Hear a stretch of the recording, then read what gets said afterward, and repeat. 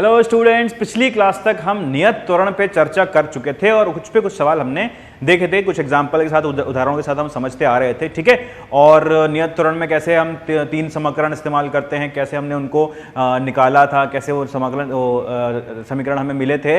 और एक और हमने लास्ट में क्वेश्चन किया था, इसमें हम nवें सेकंड में कितनी दूरी चली किसी वस्तु ने, किसी कण ने nवें सेकंड में कितनी दूरी चली, उस पर हमने चर्चा करी। चलो वो हो गया पिछली क्लास में। आज की क्लास स्टार्ट करते हैं एक होमवर्क के साथ। ठीक है, इस होमवर्क में हमें क्या करना है, इस होमवर्क में आपको ये करना है, अभी मेरे साथ साथ आप करना चाहते हो मेरे साथ कर सकते हो, या तो आपको ये पहले करके रखना है, अगर पहले नहीं किया है तो आपको अभी मेरे साथ अभी करना है। इसको किस प्रकार से करना है, क्वेश्चन आपके सामने आएगा, आपको क्वेश्चन ट्राई करना है, क्वेश्चन ट्राई करके आपको देखना है किस प्रकार से मैं उसको हल कर रहा हूं। बिना हल किए आपको ये क्वेश्चन नहीं देखना है, वो आंसर इसके, सोल्यूशन इसके नहीं देखने, किस प्रकार से मैं इसको कर रहा हूं। ठीक है, तो ये चीज समझ में आती है आपको अच्छे से। हम आगे चलते हैं, हम देखते हैं हमारे क्वेश्चन क्या कह रहे हैं। हमारा क्वेश्चन कह रहा है, पहला, एक धावक r त्रिज्या के वृत्तीय पथ पर एक चक्कर 40 सेकंड में पूरा करता है, 2 मिनट 20 सेकंड बाद उसका विस्थापन क्या होगा। ठीक है, क्या कह रहा है क्वेश्चन, एक धावक r त्रिज्या के वृत्तीय पथ पर एक चक्कर 40 सेकंड में पूरा करता है। भाई 40 सेकंड लगते हैं उसको एक चक्कर पूरा करने में, तो 2 मिनट 20 सेकंड बाद उसका विस्थापन क्या होगा, यह आपको बताना है। तो एक वृत्तीय पथ बना लें, एक वृत्तीय पथ हम बना लें, ये हमारा वृत्तीय पथ है। ठीक है, इसके ऊपर उसको पूरा चलने में, मान लो यहां से उसने शुरू किया है, ए बिंदु से अगर शुरू किया है तो वापस ए बिंदु में उसको पहुंचने में 40 सेकंड लगते हैं। और कुल समय कितना है हमारे पास, 2 मिनट 20 सेकंड का, यानी कि 2 मिनट 20 सेकंड मतलब कितना हो गया, 120 प्लस 20 यानी कि 140 सेकंड। कितना, 140 सेकंड। तो इसमें क्या कर पाएगा वो, क्या हो पाएगा उसका, तो आप देख सकते हो कि पहले 40 सेकंड में तो पूरा चक्कर कर लिया, अगले 40 सेकंड में पूरा चक्कर कर लिया, फिर अगले 40 सेकंड में एक और चक्कर कर लिया, और बचे कितने समय, आखिरी के 40 सेकंड। 120 सेकंड में तो इसने 3 चक्कर पूरे किए हैं, और बचे कितने हैं, आखिरी के 20 सेकंड। आखिरी के 20 सेकंड इसके पास बचे हैं। तो इन 20 सेकंड में क्या होगा, इन 20 सेकंड में आधा चक्कर पूरा कर पाएगा, आधा चक्कर पूरा कर पाएगा मतलब यहां पहुंच पाएगा, यानी कि ए से बी अब पहुंच चुका है। अगर ये ए से बी अब पहुंच चुका है तो इसका जो विस्थापन होगा वो हमें क्या बताना है, हमें विस्थापन बताना है। विस्थापन होगा वो कितना होगा, इसका विस्थापन हमें इस प्रकार कुछ निकालना पड़ेगा। अगर इसका विस्थापन, अगर ये लाइन इसका विस्थापन दिखा रही है और इसका ये केंद्र है, इस केंद्र से कितनी दूरी होगी, अगर r त्रिज्या हमें दे रखी है तो ये भी r है, ये भी r है, इसका जो विस्थापन होगा वो 2r के बराबर आ जाएगा। जो ऑप्शन नंबर 3 है वो हमारा सही हो जाएगा। बिल्कुल सही बात है। ठीक है, आगे क्वेश्चन देखो, अगला क्वेश्चन देखो। अगला क्वेश्चन क्या कह रहा है, एक वस्तु वृत्ताकार मार्ग के चौथाई भाग पर L मीटर दूरी तय करती है। ठीक है, दूसरी विस्थापन का अनुपात क्या होगा बता आपको। एक वस्तु वृत्ताकार मार्ग के चौथाई भाग पर, तो एक वृत्ताकार मार्ग बना लो, ये हमारा वृत्ताकार मार्ग है, इसके चौथाई भाग पे, इसका चौथाई भाग क्या होगा, अगर इसका केंद्र है तो ये, और ये इसका चौथाई भाग ये होगा,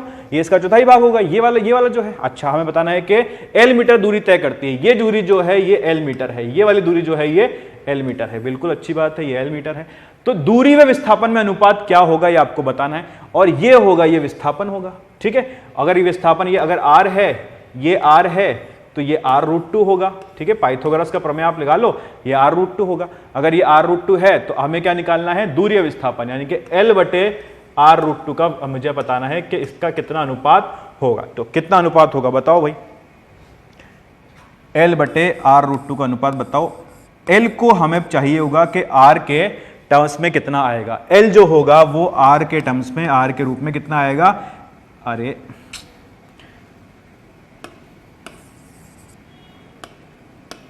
L कितना होगा r के रूप में, हम जानते हैं जो L होता है r इंटू π/2 के बराबर आता है। ठीक है, क्योंकि 90 डिग्री का कोण बना रहा है। अगर कहीं पर भी मुझे निकालना होता है कि कितना ये दूरी कितनी आ रही है, तो ये थीटा कोण अगर होता तो ये r थीटा के बराबर आता। ठीक है, तो L जो होगा r इंटू थीटा, और थीटा कितना है, π/2 के बराबर, तो यहां पे रख दो, L की जगह पे क्या रख दो, r π/2 बटे r√2 बटे r√2, ये आपका जवाब मिल जाएगा। आपको काट पीट कर दोगे इसके अंदर तो π/√2 आपके पास मिल जाएगा, यहाँ पर π/√2 आ जाएगा, ये है ना। तो ये हो गया आपका आंसर, ये हो गया आपका आंसर। π/√2 आएगा, π/2√2 आएगा, π/2√2 आएगा, π/2√2 आएगा। ठीक है, π/2√2 आएगा, ये गलत है। चलो अगला सवाल देखते हैं। अगला सवाल क्या बोल रहा है? एक वृद्ध व्यक्ति 40 मीटर त्रिज्या के अर्धवृत्ताकार मार्ग पर सुबह टहलने जाता है। बहुत अच्छी बात है, जाना भी चाहिए टहलने। यदि वह मार्ग के एक छोर से दूसरी छोर तक जाता है तो व्यक्ति द्वारा तय दूरी विस्थापन क्या होगा? ठीक है, इस तरह से ये एक अर्धवृत्ताकार मार्ग पर चल रहा है। ठीक है, ये अर्धवृत्ताकार मार्ग है, 40 मीटर की त्रिज्या है इसकी,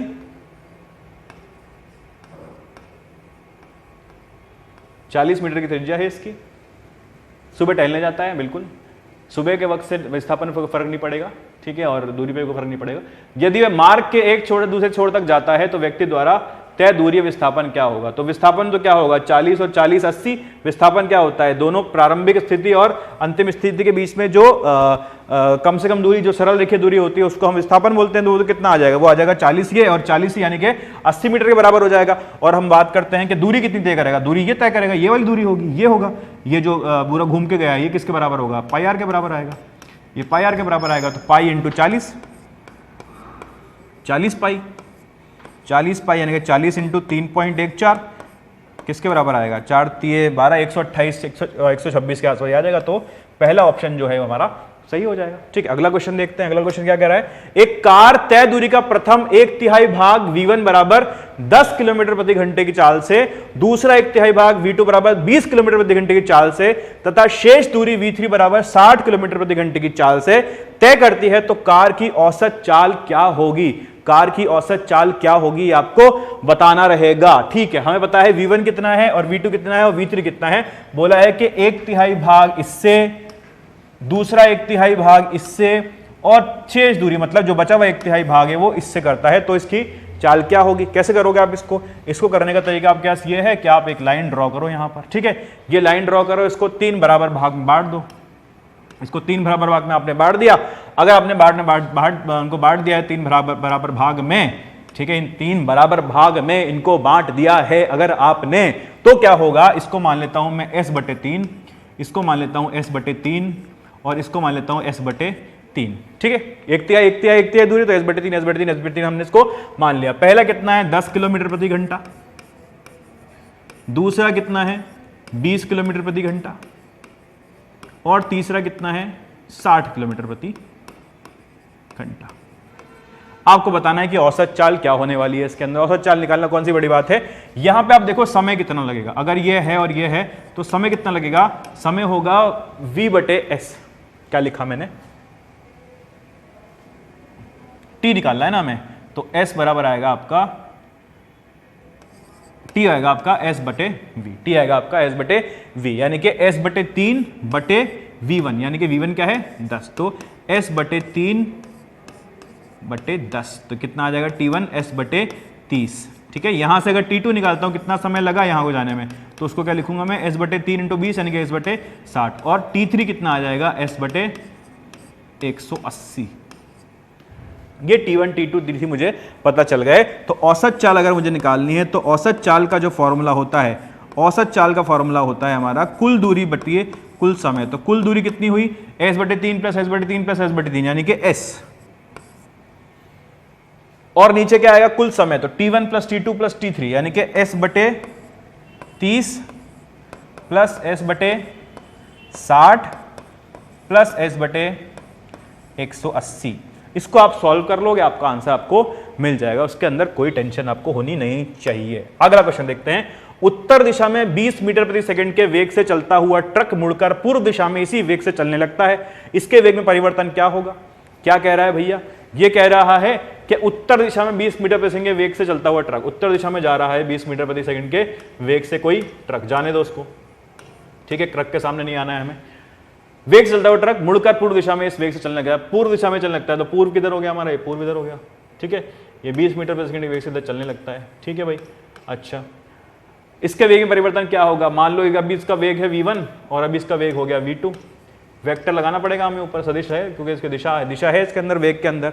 तो v1 को क्या लिख सकता हूं मैं? v1 को मैं लिख सकता हूं कितना? 20 j कैप। और v2 को क्या लिख सकता हूं मैं? v2 को लिख सकता हूं 20 i कैप। क्या लिख सकता हूं? 20 i कैप। ठीक है, और परिवर्तन कितना आएगा इसके अंदर? इसको मैं लिखूंगा डेल्टा v। तो परिवर्तन जो होगा वो v2 vector minus v1 vector के बराबर आ जाएगा। v2 vector minus v1 vector के बराबर आ जाएगा, तो वो कितना होता है, वो होता है आपका 20 आई कैप माइनस 20 जे कैप। ठीक है, सही लिखा है मैंने, पहला हाथ से बिल्कुल सही लिखा है। तो कितना हो जाना चाहिए, ये हो जाना चाहिए 20√2 तो इसका, 20√2 तो इसका, मान आ जाना चाहिए अंदर जे कैप माइनस आई कैप में इसकी दिशा आनी चाहिए। तो जे कैप माइनस आई कैप इसकी दिशा कहाँ होगी, ये आपका जे कैप, ये आपका आई कैप।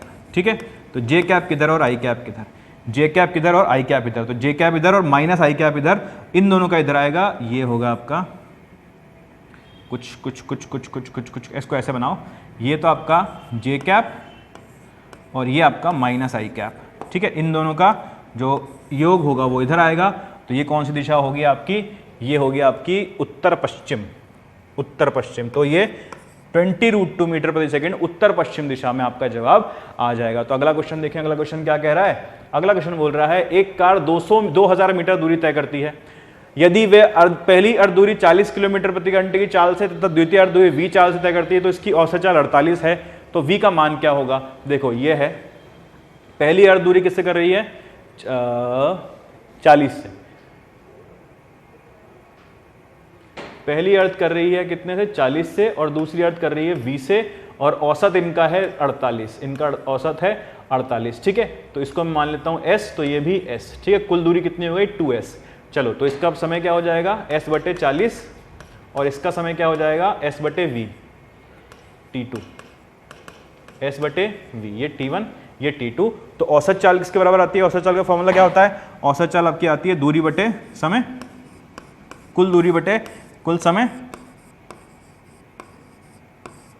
कुल दूरी कितनी हुई 40v, कुल दूरी कितनी हुई, क्या लिख रहा हूं मैं, कुल दूरी हुई आपकी 2s बटे कुल समय कितना हुआ s/40 प्लस s/v। ठीक है, तो कितना हो गया, ये कितना हो गया, ये कितना हो गया आपके पास, इसको हल कर लो आप, क्या आ जाएगा, ये 48 के बराबर आएगा। यहाँ से आपका जवाब मिल जाएगा, इसका जवाब शायद 60 किलोमीटर प्रति घंटा आना चाहिए, मेरे हिसाब से 60 आना चाहिए, आपको सॉल्व करके देखना पड़ेगा। अगला क्वेश्चन देखते हैं क्या कह रहा है, एक कण एक समान चाल v से वृत्तीय पथ में गति करता है। ठीक है, तो 60 डिग्री कोण को तय करने पर इसकी चाल में परिवर्तन था वेग परिवर्तन उपस्थित होगा।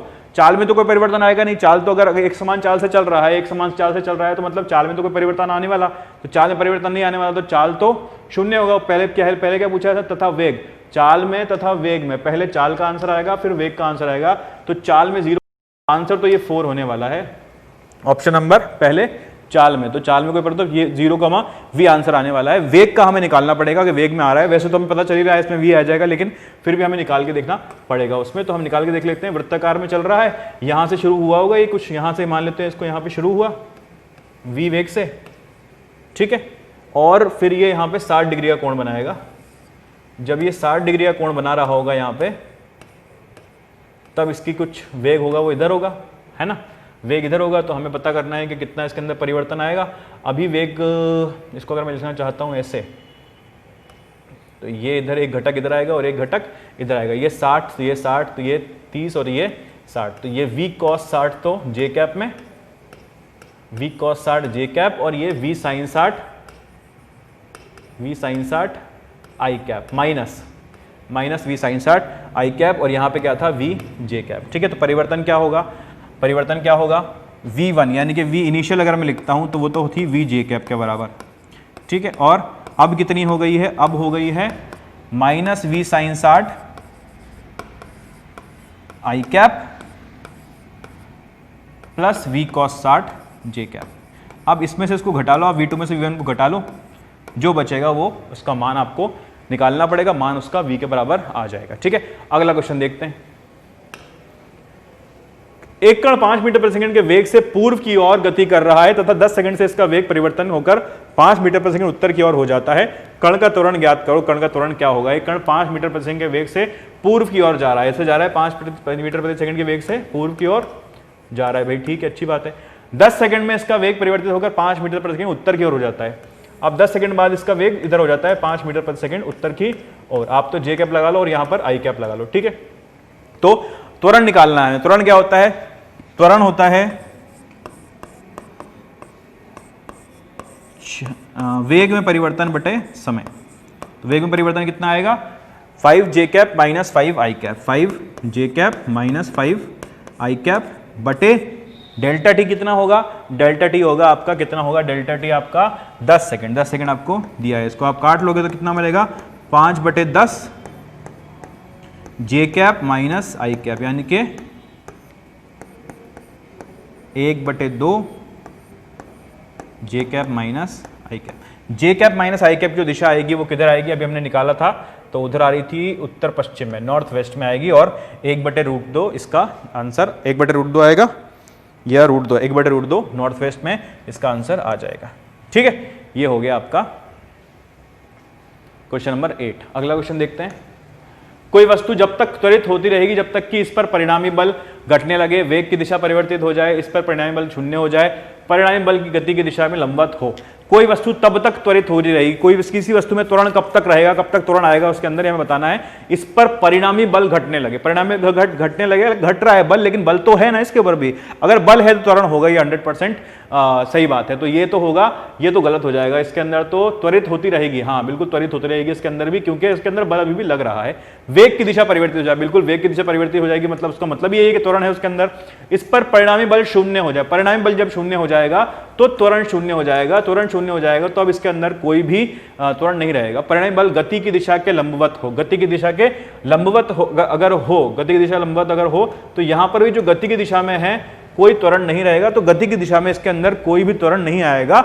ठीक है, हाँ ऐसा हो सकता है कि जो गति के दिशा में जो नहीं है, जो त्वरण नहीं है, जिस तरफ बल लग रहा है गति की दिशा में अगर नहीं लग रहा है, उससे लंबवत लग रहा है, तो उसकी वजह से उसकी दिशा बदल रही होगा, दिशा बदल रही है वेग की, चाल गति की दिशा बदल रही है, तो उसका मतलब ये होता है कि त्वरण उसके अंदर है। तो इसके अंदर सिर्फ एक ऑप्शन जो है ये है, इसमें त्वरण नहीं रहेगा, यहां पर इन सब में के अंदर त्वरण आएगा। ठीक है, जो सी ऑप्शन है ये हमारा, तीसरा ऑप्शन है ये हमारा सही होगा। तो आगे चलते हैं। यदि एक कण को विस्थापन समय के संबंध x बराबर a0 a1t plus a2t square हो तो उसका त्वरण क्या होगा। x मुझे दिया है कितना, a0 plus a1t plus a2t square, ये हमें दिया है, तो उसका त्वरण पूछा है। त्वरण निकालने के लिए हम क्या करेंगे, इसको एक बार अवकलन करो इसका आप, अगर इसका आप एक बार अवकलन करते हो तो कितना आता है dx बटे dt, यानी कि a0 तो 0, a1 प्लस 2a2t स्क्वायर। ठीक है, 2a2t, और आगे करें तो एक बार और इसका अगर मैं अवकलन कर दूं तो मुझे क्या मिल जाएगा, मुझे त्वरण मिल जाएगा। ये तो है आपका v और ये है आपका a। ठीक है, कितना मिल जाएगा 2a2, कितना मिल जाएगा 2a2, तो यही त्वरण होगा, तो यही त्वरण होगा। कौन सा ऑप्शन है, ऑप्शन नंबर 4 है ये ऑप्शन, जो कि सही है। ये हमारा होमवर्क हो गया आज का, ये हमने होमवर्क डिस्कस किया। ठीक है, जो हमने पढ़ा था ना, जो हमने पढ़ा था उसी के बेस में आपको सवाल दिए हैं, तो ऐसे और होमवर्क हम करते रहेंगे। ये तो होमवर्क नंबर 1 था। हाँ तो भाई ये तो हमारा होमवर्क हो गया आज का। अब हमने क्या पढ़ लिया था, पिछली क्लास तक हमने पढ़ लिया था कि नियत त्वरण जब होता है तो किस प्रकार से हम समीकरण लगाते हैं, कि 3 समीकरण होते हैं, ये सब चीजें हमने पढ़ी थी, बहुत आसान आसान आपको लगी होंगी, ऐसी मैं आशा कर रहा हूँ, और आप उसके सवाल कर पा रहे होंगे। ठीक है, ये भी सारे सवाल आपने कर लिए होंगे अच्छे से पहले से। अब हमें क्या करना है, अब हमें आगे चलना है और आगे चल के और चीजों को पढ़ना है। तो आगे क्या चीज हमें पढ़नी है, हमें देखना है कि गुरुत्व के अधीन गति कैसे होती है। गुरुत्व के अधीन गति का मतलब हमें यहां क्यों पढ़ने वाले हैं गुरुत्व के अधीन गति, क्योंकि हम गुरुत्व के अधीन गति को एक नियत त्वरण का स्पेशल केस मान के पढ़ते हैं। अगर स्पेशल केस मान लिया हमने नियत त्वरण का, उसको किस प्रकार से हमने नियत त्वरण का स्पेशल केस को माना है, आप देखो, आप समझो उस चीज को कि जो त्वरण होता है, जो हमारा गुरुत्वाकर्षण होता है, गुरुत्वाकर्षण बल जो होता है, गुरुत्वाकर्षण बल जो होता है वो ऊंचाई के साथ बदलता है, ऊंचाई के साथ बदलता जाता है, बदलता जाता है। ठीक है, लेकिन हम किसको नियत क्यों मान लेते हैं, क्योंकि इतनी ऊंचाई तक हम सवाल कर रहे हैं इसके अंदर, या जिसकी भी चर्चा कर रहे हैं, हम जिन भी कारकों की चर्चा कर रहे हैं हम इसके अंदर, जिन भी क्रियाओं की चर्चा कर रहे हैं, वहां पर ऐसा कुछ नहीं है कि हम बहुत ज्यादा ऊंचाई पे चले जाएंगे और बहुत ज्यादा ऊंचाई पे जाने की वजह से हमारा जो गुरुत्वाकर्षण त्वरण है, जो गुरुत्वीय त्वरण है वो बदल जाएगा। गुरुत्वीय त्वरण नहीं बदलेगा, क्योंकि हमने बहुत कम हाइट पे गए हैं। जब बहुत ज्यादा हाइट पे चले जाते हैं तो ऑब्वियसली वो चीजें हमें यहां पर नहीं पढ़नी है, लेकिन हम इतनी हाइट पे जा ही नहीं, इतनी ऊंचाई पे हम जा ही नहीं रहे, तो हम उस जी को, उस त्वरण को, उस गुरुत्वीय त्वरण को नियत मान लेते हैं, और उसको नियत मान के हम उसको यहीं पर पढ़ते हैं और समझते हैं कि कैसे कैसे उनके ऊपर सवाल बनते हैं और क्या क्या उसके अंदर कंसेप्ट हम इस्तेमाल करने वाले हैं। भैयाओ शुरू करते हैं आज गुरुत्व के अधीन गति। और गुरुत्व के अधीन गति में देखते हैं हम गुरुत्व के अधीन गति क्यों पढ़ रहे हैं। जैसे मैंने आपको समझाया अभी कि हम गुरुत्व के अधीन गति नियत त्वरण के अंदर इसलिए पढ़ पाते हैं क्योंकि हम उसके जो गुरुत्वीय त्वरण होता है उसको नियत मान लेते हैं। हम उसको नियत क्यों मान पाते हैं, इसलिए हम उसको नियत मान पाते हैं क्योंकि हम इतनी ऊंचाई पे जाते ही नहीं है कि हमें उसके अंदर बदलाव जो परिवर्तन आ रहा है उसको कंसीडर करना पड़े। हम उसको जब कंसीडर नहीं कर रहे हैं तो हम उसको नियत समझेंगे, नियत समझेंगे तो हम उसको यहीं पर पढ़ेंगे। ठीक है। और जब ऊंचाई की मैं बात करता हूं कितनी ऊंचाई पे आप जा सकते हो, तो अगर ये हम चर्चा करते हैं तो जब त्रिज्या देखोगे आप, जो पृथ्वी की त्रिज्या है वो कितनी है, 6400 किलोमीटर के आसपास है। अगर 6400 किलोमीटर के रेंज में देखो आप 2 किलोमीटर चले जाओ, 5 किलोमीटर चले जाओ, तो 2-5 किलोमीटर जो है वो 6400 किलोमीटर के मुकाबले कुछ भी नहीं है, बहुत छोटी वैल्यू है, बहुत छोटा मान है इसका। अगर ये बहुत छोटा मान है तो ये ऊंचाई जो है वो इतनी छोटी है कि यहां पर जो त्वरण है उसको हम नियत मान सकते हैं। ठीक है।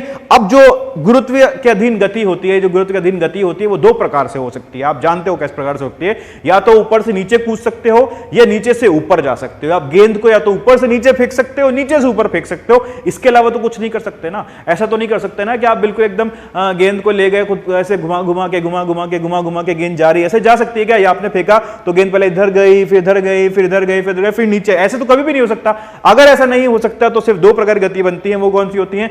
या तो आप नीचे से ऊपर फेंको या खुद जंप करो, या ऊपर से नीचे से ऊपर जाओ। ठीक है, दो आपकी क्लास बन सकती है। तो हम इन दोनों को ही एक एक करके समझते हैं। पहले देखते हैं हम, जब हमने किसी गेंद को या किसी कण को या किसी वस्तु को ऊपर से नीचे की तरफ फेंका है, ये हमारा तल है, ये हमारी जमीन है, हम जमीन से जुड़े हुए लोग हैं। ठीक है, हम खड़े हो जाएं यहाँ पे, चलो हमारी जरूरत नहीं है अभी, हम बाद में खड़े हो जाएंगे। ठीक है, अब इसकी बात करता हूं मैं आपको। मैंने आपको यहां से इसको बोला है कि मैंने इसको गिरा दिया है। ठीक है, गिरा दिया मतलब मैंने इसको ऐसे पकड़ा, ठिचक करके मैंने इसको छोड़ दिया, ऐसे पकड़े ठिचक करके मैंने इसको छोड़ दिया है। तो ये नीचे की तरफ आएगी, ये नीचे की तरफ आएगी, तो ये भी क्या हुई? ये गुरुत्व के अधीन गति हुई। क्यों? क्योंकि इसके ऊपर सिर्फ एक बल लग रहा है, सिर्फ एक बल कार्यरत है इसके ऊपर, जो कि गुरुत्वाकर्षण बल है। और उस गुरुत्वाकर्षण बल की वजह से ये नीचे आ रही है, ये नीचे आ रही है। इसका मतलब यह है कि ये गति कर रही है गुरुत्व के अधीन। ठीक है, अच्छी बात है। और अगर मैं बात करता हूं यहां पर एक और बार मैं जमीन पर चला जाता हूं और मैं बोलता हूं कि अब जो मेरे पास ये गेंद है इसको मैंने ऊपर फेंका है, ऊपर की तरफ फेंका है किसी गति u से, किसी गति u से मैंने इसको ऊपर की तरफ फेंका है।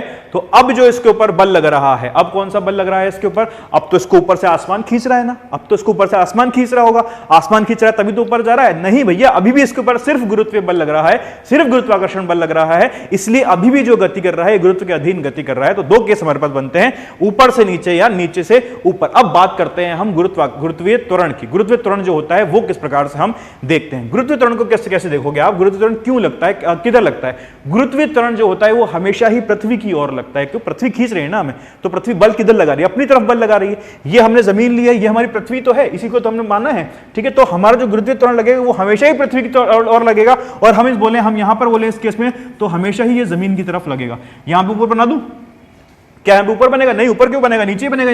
यहां पर भी गुरुत्वीय त्वरण जो है वो नीचे की तरफ ही लगेगा। ठीक है, ये एरो नीचे जमीन के अंदर नहीं घुस गया है। ठीक है, दिशा दिखा रहा हूं मैं कि जो गुरुत्वीय त्वरण है वो अभी भी नीचे की तरफ ही लग रहा है, दोनों ही केस में। चलो ठीक है, आगे देखते हैं, हम आगे पढ़ते हैं, उसके अंदर और समझते हैं और चीजें। अच्छा, अब इसके अंदर सबसे ज्यादा गलती होने का जो चांस होता है ना, सबसे ज्यादा गलती होती है सवाल में, वो कहां होती है? हमें समझ में नहीं आता कि हम कहां पर किसको पॉजिटिव लें और किसको नेगेटिव लें। ठीक है, कई सारे साइन कन्वेंशन बोल देते हैं आपको कि आप ना इसको मान लो कि इसको पॉजिटिव लेना है, इसको नेगेटिव लेना है, और इस वाले केस में इसको पॉजिटिव लो, इस वाले केस में इसको नेगेटिव लो, और आपको फॉर्मूले बता देते हैं कि ये वाला फॉर्मूला रट लो, इस वाले साइन कन्वेंशन के हिसाब से ये वाला फॉर्मूला आएगा, इस वाले साइन के हिसाब से ये वाला फॉर्मूला आएगा। लेकिन वो नहीं करना है आपको, उस पर टेंशन लेने वाली कोई बात है ही नहीं, वाली टेंशन हमको लेनी ही नहीं है। अगर हमको वो नहीं लेनी तो हमें समझना है हम क्या करेंगे। हम चिन्ह कैसे मानेंगे? हम मानेंगे कि जहां से हमने फेंका है, जहां से हमने वस्तु को फेंका है वो मेरा मूल बिंदु है। जहां से मैंने वस्तु को फेंका है वो मेरा मूल बिंदु है। उससे नीचे जितनी भी लंबाइयां हैं, यानी कि इससे नीचे जितनी भी दूरियां हैं, जितने भी विस्थापन हैं, उसको मैं नेगेटिव लूंगा। उससे ऊपर जितने भी विस्थापन हैं, जितनी भी दूरियां हैं, उसको मैं पॉजिटिव लूंगा। ठीक है, उस मूल बिंदु से उसको रेखा उस मूल बिंदु से ऊपर की तरफ दिशा दिखाने वाली जितने भी वेग हैं, त्वरण है, वो उसको पॉजिटिव लूंगा, और नीचे की तरफ दिशा दिखाने वाली वेग है, त्वरण है, उसको मैं नेगेटिव लूंगा। सिर्फ इतनी सी बात आपको याद रखनी है। ज्यादा कंफ्यूजन होता है, ज्यादा हमें पास परेशानी आती है जब हम लंबाई की बात करते हैं। तो लंबाई के लिए आप याद रखो, दूरी के लिए आप याद रखो, विस्थापन के लिए आप याद रखो कि अगर मूल बिंदु से नीचे है तो उसको नेगेटिव, और मूल बिंदु से ऊपर है तो उसको पॉजिटिव आपको लेना है। तो किस प्रकार से आप इसको लोगे देखो मैं समझाता हूं आपको कि अगर ये मेरी गेंद है और ये किसी h हाइट पर इसको आपने ले रखा है, किसी h हाइट पर आपने इसको ले रखा है, तो ये हो गई हमारी h हाइट। ठीक है, इसको मैंने नीचे की ओर कुछ मान लेते हैं कि कुछ वेग मैंने दिया है u मीटर प्रति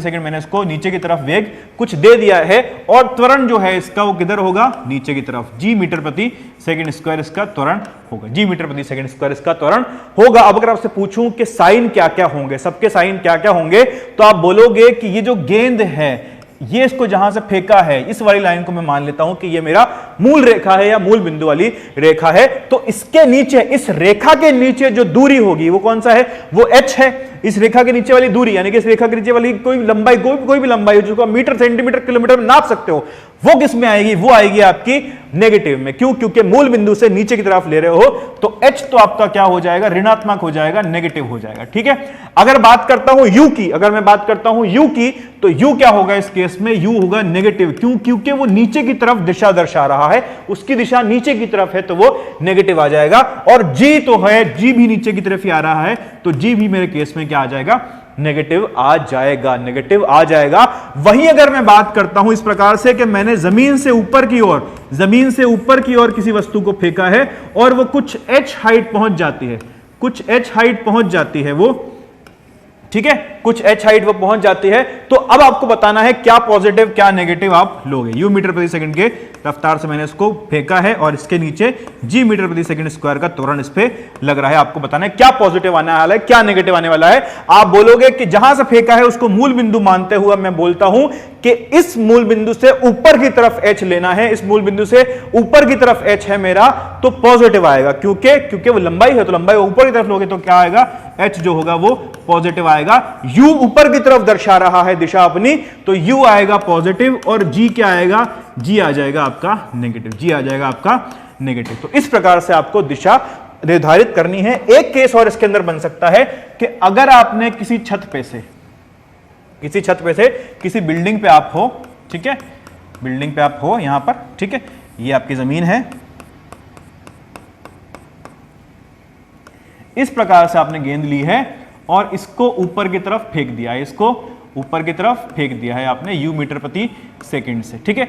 और अब आपको बताना है कि h अगर इसकी ऊंचाई है तो h positive negative, g positive negative, u positive negative, तो h क्या होगा इसमें, मूल बिंदु से नीचे की तरफ है ये दूरी, तो h तो इसमें नेगेटिव आएगा, u इसमें ऊपर की तरफ दिशा दर्शा रहा है, ऊपर की तरफ है मूल बिंदु से, तो पॉजिटिव आएगा, और g क्या आएगा इसमें, g होगा वो नेगेटिव आएगा। अच्छा, यहां पर अगर मैं आपसे पूछता हूं, यहां से अगर मैं पूछता हूं कि ये जो है, ये गेंद जो है जब यहां पहुंच चुकी होगी तो इसके पास जो वेग होगा उसको मैं v मान लूं, तो उस वेग की दिशा जो है, उस वेग का जो साइन आएगा वो क्या आएगा, तो उस वेग का साइन आप क्या बोलोगे, नेगेटिव आएगा। उस वेग का साइन क्या बोलोगे आप, नेगेटिव आएगा, क्योंकि वो नीचे की तरफ दिशा दर्शा रहा है, नीचे वाली दिशा में अपनी दिशा को बता रहा है। और अगर मैं पूछता हूं कि यहां से आपने इसको ऊपर फेंका है, यहां से आपने इसको ऊपर फेंका है और यहां अब ये पहुंच गया है, ठीक है, यहां अब ये पहुंच गया है, या बोलते हैं क्या, ऊपर जाके नीचे आ रहा है, ये गेंद जो है बिल्कुल ऊपर चली गई थी और अब नीचे आ रही है वापस, और ये नीचे की दिशा में इसका वेग v है, तो अब उसको आप पॉजिटिव लोगे या नेगेटिव लोगे, आपको पॉजिटिव लेना है या नेगेटिव लेना है। आप बोलोगे सर मूल बिंदु के ऊपर है, मूल बिंदु के ऊपर है तो पॉजिटिव आएगा, नहीं, वैसे नहीं, वो लेते हैं हम सिर्फ दूरी के लिए, वो हम सिर्फ दूरी के लिए मानते हैं। यहां पे आप देखोगे v जो है वो नीचे की तरफ अपनी दिशा बता रहा है, अगर नीचे की तरफ अपनी दिशा बता रहा है तो वो v नेगेटिव आने वाला है, v को हम नेगेटिव ही लेंगे, ठीक है। अच्छा, आगे ये चीज आपको समझ में आ गई होगी। अगर ये चीज आपको समझ में आ गई है तो हम इसके ऊपर अब एग्जांपल करके देखते हैं और एग्जांपल समझते हैं कि क्या क्या केस हमारे पास बनते हैं, ठीक है। पहला हम लेते हैं कि अगर हमने नीचे से ऊपर किसी वस्तु को फेंका है, नीचे से ऊपर किसी वस्तु को हमने फेंका है तो किस प्रकार से होगा। हट जाओ, ठीक है, पेन दे दो जल्दी से पेन दे दो, ठीक है। ये हमारा हो गया, हाँ के ना, ये हो गया हमारे पास भाई, ये हमारी जमीन हो गई। यहां से हमने किसी एक बॉल को, किसी एक गेंद को ऊपर फेंक दिया है, किससे, u से हमने इसको ऊपर फेंक दिया है u मीटर प्रति सेकंड से, ठीक है भाई, ठीक है। अच्छा, आप किसी गेंद को लेते हो ऊपर फेंकते हो, क्या होती है, वो आसमान में चली जाती है ना, वापस तो आती नहीं है आपके पास। कभी ऐसा हुआ है आप कूदे हो और आसमान में चले गए हो सीधे, ठीक है, उसके लिए तो नीचे कुछ नहीं, ठीक है। तो यू मीटर प्रति सेकंड से आपको ऊपर फेंकना पड़ेगा। अगर ऊपर फेंकना पड़ेगा आपको, तो आप जानते हो ये गेंद ऊपर जाके वापस नीचे भी आएगी, ऊपर जाके वापस नीचे भी आएगी। हमें वही बताना है कि इसको ऊपर जाने में कितना समय लगेगा, नीचे आने में कितना समय लगेगा, और कुल समय कितना लगेगा इसको पूरा का पूरा कार्यक्रम करने में, ठीक है। तो हम मान लेते हैं कितना ये गई है यहां तक ऊपर, कितने यहां ऊपर चली गई है, यहां तक ऊपर पहुंच गई। ठीक है भाई, ठीक है भाई, ठीक है भाई, ये हो सकता है, ये बिल्कुल हो सकता है। अच्छा, अगर ऐसा है तो आपको बताना है कि कितना समय इसको लगा, कितना समय इसको लगा ऊपर जाने में, फिर नीचे आने में, और फिर कुल, ठीक है। ये तीनों समय आपको बताने हैं भाई, बता देते हैं हम। आप जानते हो कि गति का पहला समीकरण जो होता है वो हमारा क्या होता है, v is equal to u plus a t, v बराबर u प्लस ए टी होता है। ये आपको रटा हुआ चीज है। अगर ये रटी हुई चीज है तो यही इसको हम इस्तेमाल करेंगे। जब भी कोई भी चीज अपनी अधिकतम ऊंचाई पे पहुंचती है, जब कोई चीज अपनी अधिकतम ऊंचाई पहुंचती है, गुरुत्व के अधीन जब वो गति कर रही है, तो अधिकतम ऊंचाई पे पहुंचने पर जो उसका वेग होता है वो तात्क्षणिक रूप से शून्य हो जाता है। मतलब यहां पर जब ये पहुंचेगी तो v जो होगा वो शून्य हो जाएगा, बहुत ही छोटे टाइम के लिए, बहुत ही छोटे समय के लिए, उस क्षण के लिए शून्य होगा और वापस नीचे की तरफ बढ़ने लगेगा, ठीक है। उसकी बात हम चर्चा बाद में करेंगे। लेकिन हमें पता है कि जब ये अपनी अधिकतम ऊंचाई पर होगी तब इसका तात्क्षणिक वेग शून्य होगा। तो मैं लिख सकता हूं u जीरो बराबर u प्लस ए टी, और प्लस ए की जगह पर क्या आएगा, त्वरण कितना होगा g, त्वरण कितना होगा g, जो कि नीचे की तरफ लग रहा है, नीचे की तरफ लग रहा है। पॉजिटिव लू नेगेटिव लू, आप बोलोगे नीचे की तरफ लग रहा है, इसकी दिशा नीचे की तरफ है, एरो नीचे की तरफ आ रहा है, तो माइनस लो, माइनस जी लिख के इसको लिख दो जी टी, और लिख दो v is equal to u minus g t बराबर zero, u minus g t बराबर जीरो। तो यहां से t कितना आ जाएगा, t आ जाएगा आपके पास u बटे जी। ये हो गया ऊपर जाने का समय, ये हो गया इसका ऊपर जाने का समय, और इतना ही समय इसको नीचे आने में भी लगना चाहिए। बिल्कुल जितना समय ऊपर आने में, नीचे से ऊपर जाने में लगा, उतना ही समय ऊपर से नीचे आने में लगा। तो हम बोलेंगे कि नीचे आने का समय भी टी बराबर यू बटे जी ही होगा। क्यों ऐसा क्यों बोल पा रहे हैं हम, ऐसा हम इसलिए बोल पा रहे हैं कि नीचे से जब ये ऊपर जा रहा था तब भी इस पर सिर्फ गुरुत्वाकर्षण बल लग रहा था, और जब ऊपर से नीचे आ रहा है तो भी इस पर सिर्फ गुरुत्वाकर्षण बल लग रहा है, और कोई सा बल इसके ऊपर नहीं लग रहा है। हम कोई भी हवा नहीं मान रहे हैं कि यहां पर कोई हवा उपस्थित है, ठीक है, और किसी भी तरह का कोई प्रतिरोध उपस्थित यहां पर नहीं है। अगर ऐसा है तो टी बराबर यू बाई जी जाने का समय, नीचे आने का समय भी टी बराबर यू बाई जी आया। तो कुल समय कितना आ गया इसका, जो कुल समय आएगा जिसमें ये चल रहा है वो आएगा टी बराबर टू यू बटे जी, टी बराबर टू यू बटे जी। एक काम का फॉर्मूला अगर याद रह जाए तो कोई बुरी बात नहीं है, ठीक है। टी बराबर two u by g, t बराबर टू यू बाय जी, ठीक है। ये कुल समय इसको लगा। अच्छा, मैं अगर आपसे पूछता कि इसको नीचे से ऊपर जाने में, इसको नीचे से ऊपर जाने में कितनी हाइट जाएगा, कितनी हाइट तक ये जाएगा, कितनी ऊंचाई तक, कितनी अधिकतम ऊंचाई ये पहुंच पाएगा, कितनी अधिकतम ऊंचाई ये पहुंच पाएगा, तो ये अधिकतम ऊंचाई जो पहुंचेगा वो हम निकाल लेते हैं। मान लेते हैं अधिकतम ऊंचाई जो पहुंचा वो है h, जो अधिकतम ऊंचाई पहुंचा वो है कितनी है h, ठीक है। और ये कितनी हमने यहां पे इसको वेग दिया था, हमने दिया था u मीटर प्रति सेकंड का हमने वेग इसको यहां पर दिया था। आप जानते हो कि तात्क्षणिक रूप से इसका वेग यहां पर कितना होगा, शून्य हो जाएगा। तात्क्षणिक रूप से वेग जो होगा वो शून्य हो जाएगा, और g इसके ऊपर नीचे की तरफ ही लग रहा है, कहीं भी हो g तो नीचे की तरफ ही इसके ऊपर लगेगा। अगर g नीचे की तरफ लग रहा है तो हम क्या बोल सकते हैं, h जो है, h अगर हमें निकालना है तो हम क्या बोल सकते हैं, गति का तीसरा समीकरण जो है वो बोलता है v स्क्वायर बराबर यू स्क्वायर प्लस 2as, ठीक है, v स्क्वायर बराबर यू स्क्वायर प्लस 2as। तो यहां पर v तो शून्य हो गया है, तो शून्य बराबर u का स्क्वायर यानी कि u का स्क्वायर, u तो ऊपर ही है तो पॉजिटिव आना है, वो तो वैसे भी स्क्वायर है, पॉजिटिव नेगेटिव कोई चक्कर पड़ना नहीं उसके अंदर। 2 इंटू ए की जगह पे क्या आएगा, माइनस जी, क्योंकि जी का साइन तो नेगेटिव लेना पड़ेगा हमें, और एस की जगह पे आ जाएगा एच, एस की जगह पे आ जाएगा एच, ठीक है। अच्छा, इसमें एक चीज याद रखने वाली ये है, जब हमने साइन पढ़ा था किस प्रकार साइन लेने हैं, तो जो चीज मैं निकालना चाहता हूं, जो राशि मुझे निकालनी है, जो चीज मुझे चाहिए, जैसे हाइट चाहिए या वेग चाहिए, तो जो चीज चाहिए उसका चिन्ह मैं नहीं मानूंगा, उसका चिन्ह मुझे नहीं मानना है, वो खुद ब खुद चिन्ह के साथ ही मेरे पास आ जाएगा, वो खुद ब खुद चिन्ह के साथ ही मेरे पास जवाब में आ जाएगा। वो यहां से हम देख भी लेंगे अभी। तो यहां से कितना आएगा, 2gh बराबर यू स्क्वायर, और h कितना आ जाएगा, यू स्क्वायर बटे 2g, यू स्क्वायर बटे 2g। ठीक है भाई, बहुत अच्छी बात है।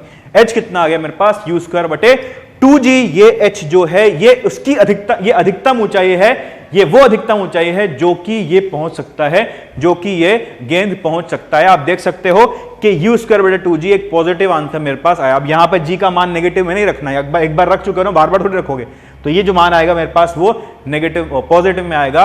और यहां से देख सकते हो, अगर ये मूल बिंदु मान लेता मैं इसको, जहां से मैंने इसको फेंका है, इसको अगर मैं मूल मान लेता तो इससे ऊपर वाली जो राशि होगी, जो लंबाई होगी, वो पॉजिटिव ही आएंगी और आंसर भी मेरा पॉजिटिव में ही आ रहा है। ठीक है। अच्छा, अगर मैं बोलता आपसे कि इसका वेग बताओ, वेग बताओ इसका किसी भी समय t के बाद, तो क्या बोलते आप? यहां से मैंने इसको फेंका है, ठीक है, अपनी अधिकतम ऊंचाई पहुंचेगा, ये अधिकतम ऊंचाई पहुंचेगा, कुछ समय बाद यहां पर होगी गेंद, u से फेंका है मैंने इसको, यहां पे इसका कुछ वेग v हो जाएगा, है ना, और g तो नीचे लगी रहा है इसके ऊपर, यहां पर भी g नीचे लगेगा, यहां पर भी g नीचे लगेगा, कहीं भी हो दुनिया में g तो नीचे लगेगा इसके ऊपर, तो u पॉजिटिव आएगा, u को क्या लूंगा मैं पॉजिटिव, और g को क्या लूंगा नेगेटिव। ठीक है। और आपको बताना है कि कितना वेग इसका होगा t समय के बाद, तो t समय के बाद कितना वेग होगा, v बराबर u प्लस at से आप इसको निकाल लोगे तो कितना लिखोगे, v बराबर u minus g T, you minus g T. ठीक है, ये फॉर्मूला आ जाएगा, आप किसी भी t समय पर इसका वेग पता कर सकते हो, निकाल सकते हो। ठीक है, आगे बढ़ते हैं। दूसरा केस देख लेते हैं, जब हम गेंद को नीचे से ऊपर से नीचे फेंकेंगे। कहां से ऊपर से नीचे फेंकेंगे? इसमें क्या होगा, यहां पर हमने लिया है गेंद को, टुचुक करके छोड़ दिया है इसको, ठीक है, यहां से हमने लिया है और ऐसे पकड़ा है और ऐसे करके हमने इसको टिक करके इसको हमने छोड़ दिया है। तो यहां पे जब हम इसको छोड़ देंगे तो जब ये नीचे जमीन पर आएगी, जब हम नीचे जमीन पर आ जाएगी, बिल्कुल जमीन पे आएगी या चली जाएगी, जमीन पर आएगी या निकल लेगी, नहीं निकलेगी काहे को, ठीक है, यहां पर आ जाएगी। और अगर ये आ गई है यहां पर और मैंने यहां पर इसको नीचे की तरफ फेंका है मतलब छोड़ा है 0 मीटर प्रति सेकंड से, फेंकना और छोड़ने में फर्क है। ठीक है, फेंकना मतलब आपने कोई रफ्तार, कुछ गति, कुछ वेग दिया है उसको, तो आप उसको फेंकना बोलते हैं, और छोड़ना मतलब आपने इसको ऐसे करके गिरा दिया है। तो आपसे पूछा है कि जब ये नीचे आएगी, जब यहां पर इसको जमीन पर टकराने वाली होगी, उस समय इसका वेग कितना होगा, टकराने से जस्ट पहले कितना मीटर प्रति सेकंड इसका वेग होगा, ये आपको पता करना है। और इसकी हाइट जो मैंने बताई है, ये मैंने आपको बताया है कि मैंने इसको h हाइट से छोड़ा है। कितनी हाइट छोड़ा है? h हाइट से मैंने इसको छोड़ा है। आपको बताना है कि कितना वेग इसके पास होगा। अच्छा, कैसे बताओगे भाई? आप जानते हो कि गति का तीसरा समीकरण है आपके पास, आपके पास गति का तीसरा समीकरण है जो कि बोलता है v स्क्वायर बराबर u स्क्वायर प्लस 2as होता है, प्लस 2as होता है। ठीक है, v स्क्वायर बराबर u स्क्वायर प्लस 2as होता है। अगर होता है तो u तो शून्य है तो ये तो जीरो हो जाएगा, u तो शून्य है तो ये तो जीरो हो जाएगा, तो v स्क्वायर बराबर कितना हो जाएगा, 2as के बराबर। तो 2 कितना, 2 तो 2 है, a कितना है, a है हमारे पास नीचे की तरफ माइनस g। ठीक है, क्योंकि नीचे की तरफ डायरेक्शन नीचे है तो हम एक ही जगह पे क्या लिखेंगे, माइनस g, और s की जगह पे क्या आएगा। अब सोचने वाली बात है कि s की जगह पे आपको क्या लिखना है। आप देखोगे कि जहां से फेंका है उसको मूल बिंदु मानूंगा, तो ये मेरा मूल बिंदु है, मूल बिंदु से नीचे की तरफ जो भी मेरे पास दूरी होगी, जो विस्थापन होगा, उसको मैं माइनस h लिखूंगा।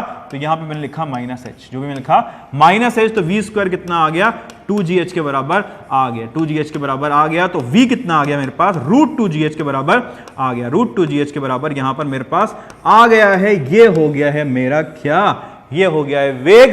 वो वेग जबकि ये गेंद नीचे टकराने वाली होगी तब किस वेग से टकराएगी, तो √2gh के बराबर वो आ जाएगी। थोड़े से स्पेशल आप कह सकते हो कि जब मैं छोड़ा हो तो कितना वेग नीचे होगा, और जब नीचे से ऊपर फेंका हो तो कितनी ऊंचाई जाएगा और कितना समय लगाएगा, ये सब कुछ फॉर्मूले हम निकाल लेते हैं। और आपको अगर याद रह जाए ये फॉर्मूले तो आपकी कैलकुलेशन बहुत अच्छे से फास्ट हो जाती है। ठीक है, तो आज हमने अभी क्या सीखा, हमने देखा कि जब हम गेंद को नीचे से ऊपर फेंकते हैं तो समय कितना लगता है, और कितनी ऊंचाई पे कितना समय लगता है, और कितनी ऊंचाई, अधिकतम ऊंचाई कितना पहुंच सकता है। जब ऊपर से नीचे फेंकते हैं तो वेग उसका जो टकराने वाला था वो क्या वेग होता है।